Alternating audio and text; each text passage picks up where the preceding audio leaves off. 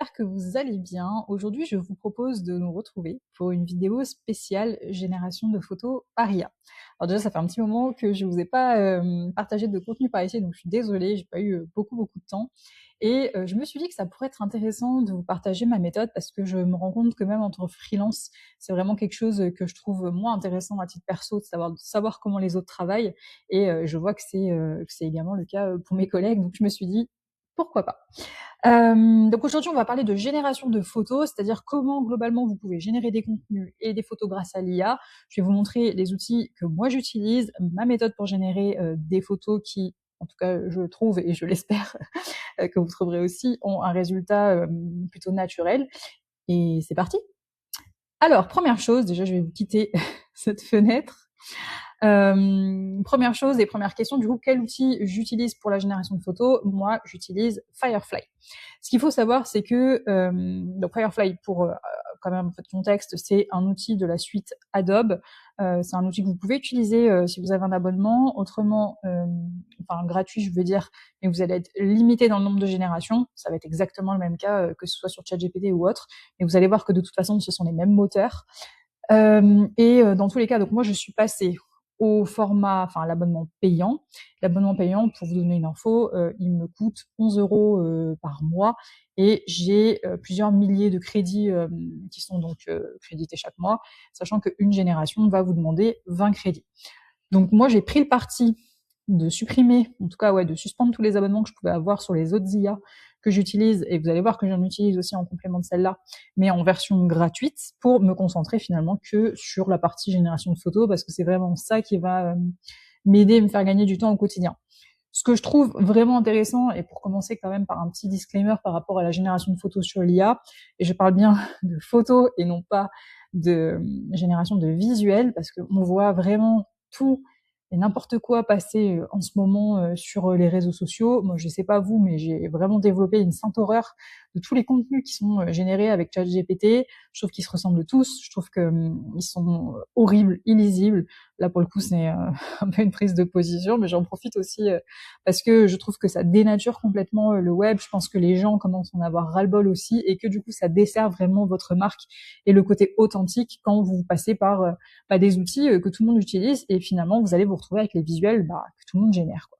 Donc là, on est vraiment non pas sur la génération de visuels, mais sur la génération de photos. Maintenant que la petite introduction est faite, rentrons vraiment dans le vif du sujet. Alors moi, je vais vraiment fonctionner par différentes étapes. Pour vous donner un petit peu le contexte et l'exemple du coup que je vais vous donner pour que vous compreniez pourquoi les raisons qui motivent mes choix là. Donc là, l'exemple que je vais vous donner, c'était pour la génération d'une photo pour un client.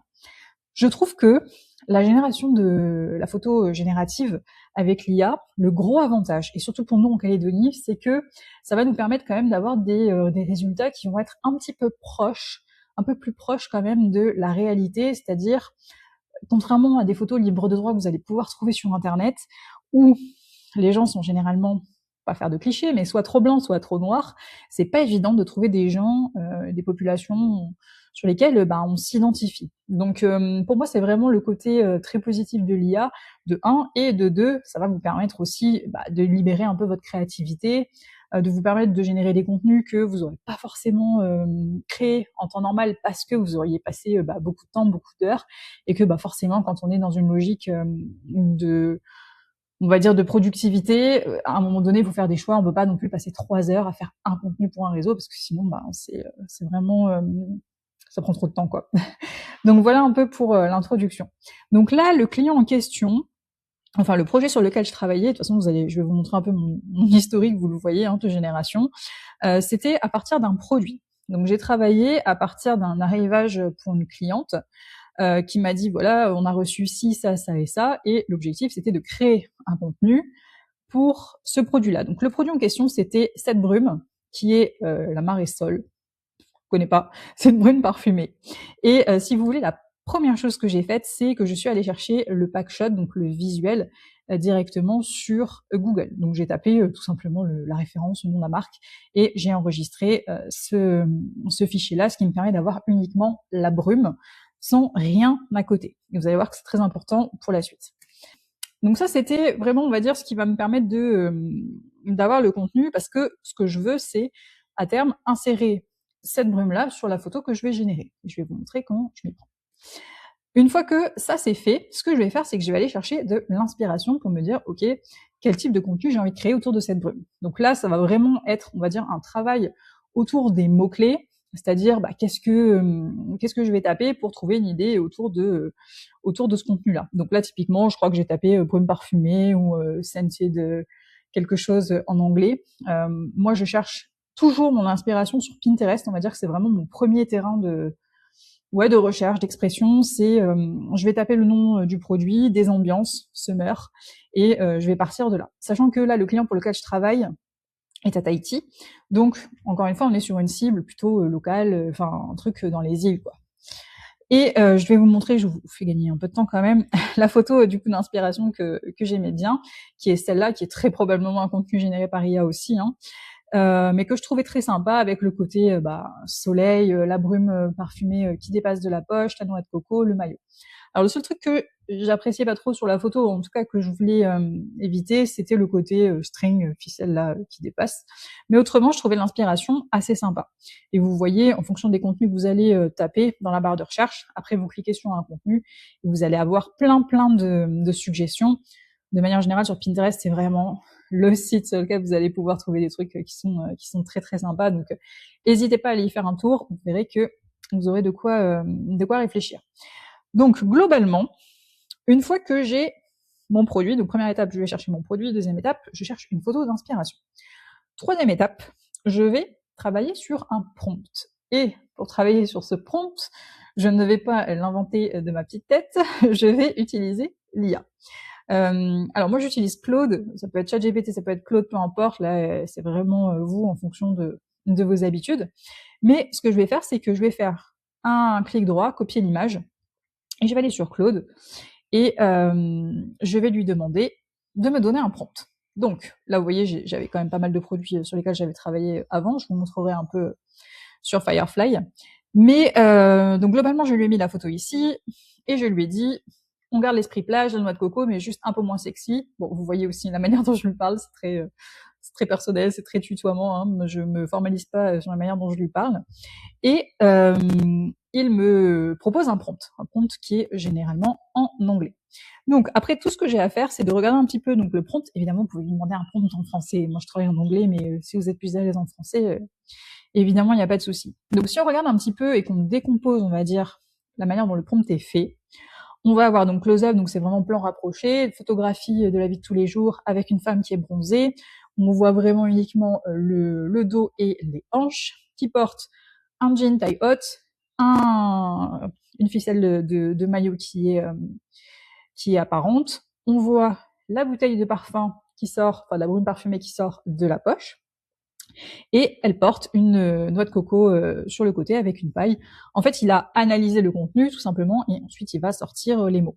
Je trouve que ça fait gagner du temps parce que vous allez avoir un prompt qui est extrêmement précis.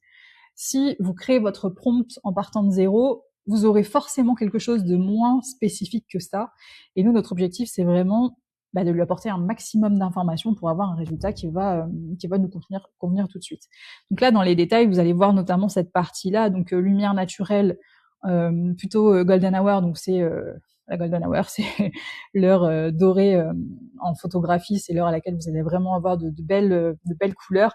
Et vous le voyez ici, ton de coucher de soleil, plutôt relaxant, sunny vacation lifestyle, donc ambiance ensoleillée, photographie, etc., etc.